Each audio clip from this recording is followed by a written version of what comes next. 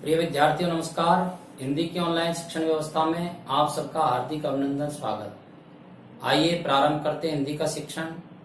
आज हम हिंदी शिक्षण में अध्ययन करेंगे कक्षा 10 हिंदी पाठ्य पुस्तक का पाठ 2। पाठ का नाम है तुलसीदास।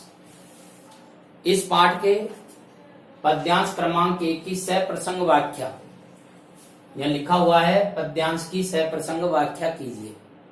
ये पद्यांश हमको दिया गया है, इसको पढ़ना है और पढ़ करके इसकी सप्रसंग व्याख्या करनी है।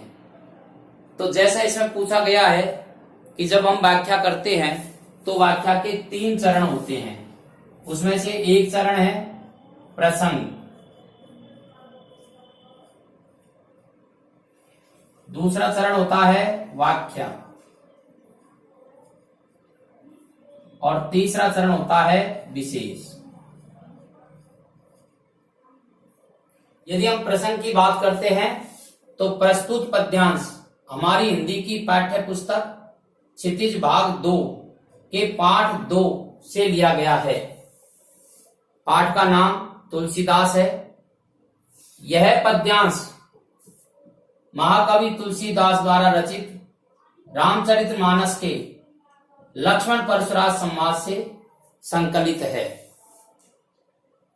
इस पद्यांश में लक्ष्मण परशुराम और भगवान श्री राम के संवाद का वर्णन किया गया है। प्रसंग उस समय का है जब सीता जी का स्वयंवर हो रहा है और भगवान श्री राम के द्वारा शिव जी का जो पुराना धनुष है उसको तोड़ दिया गया है। जब यह समाचार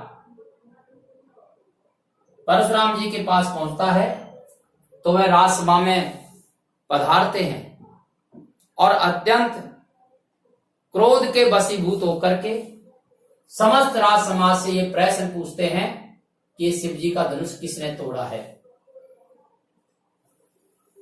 सभी राज समाज में विराजे राजा शांत हो जाते हैं, लेकिन भगवान श्री राम परशुराम जी के इस प्रश्न का उत्तर बहुत विनम्र देते हैं कि हे स्वामी, हे नाथ, इस शिव जी के धनुष को तोड़ने वाला आपका ही कोई स्वामी सेवक होगा।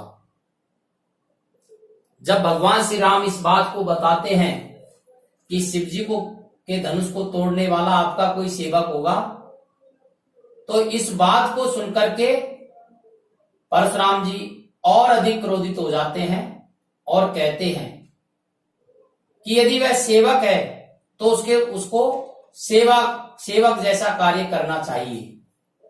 उसने तो इस सब शिव जी के धनुष को तोड़ करके शत्रुओं जैसा काम किया है, लड़ाई जैसा काम किया है।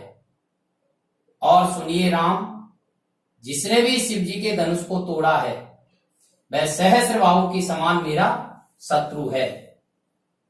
या तो वह स्वयं इस राज समाज से अलग हो जाए, इस राज समाज को छोड़ करके अलग हो जाए, अन्यथा नहीं तो मैं समस्त राजाओं को मारूंगा। जब परशुराम इस प्रकार के वचन बोलते हैं तो उनकी इस बात को सुनकर के और लक्ष्मण मुस्कुरा जाते हैं और कहते हैं कि हे परशे को धारण करने वाले परशुराम जी, ऐसे धनुष तो हमने बचपन में बहुत तोड़े हैं।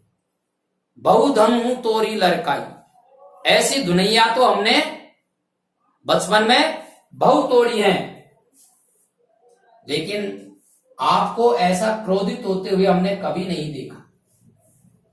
इस धनुष पर ऐसी आपकी क्या ममता है कि आप इस शिव जी के पुराने धनुष को टूटे हुआ देख करके और अत्यंत क्रोधित हो रहे हैं।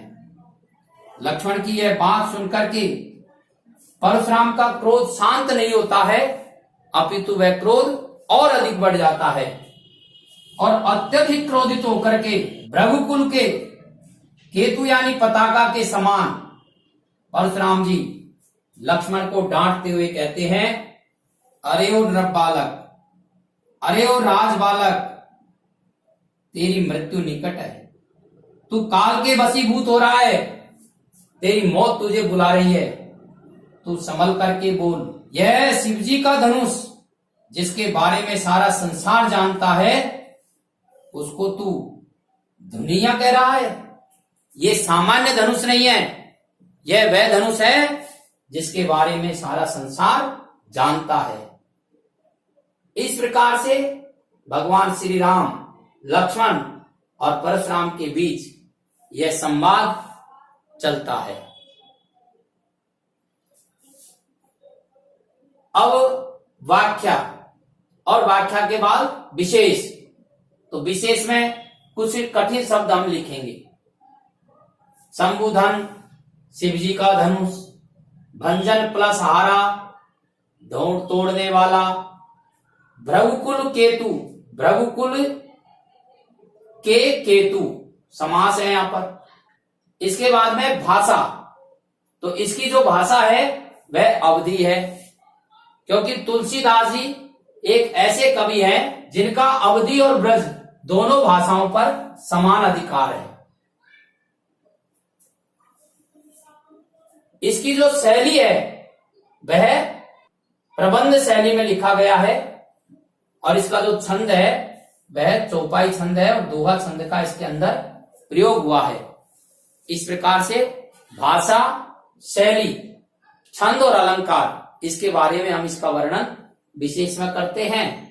अब समझने की दृष्टि से आप इसका स्क्रीनशॉट ले लीजिए, और याद करने की दृष्टि से कम 2 बार इस वीडियो को आप आवश्यक रूप से सुने, क्योंकि सुनने से अच्छा याद होता है। और यदि आपने अभी सब्सक्राइब नहीं किया है तो आप सब्सक्राइब अवश्य करें, और अपने अन्य जो मित्र हैं तक इस वीडियो को भेजने हेतु फॉरवर्ड करें। धन्यवाद।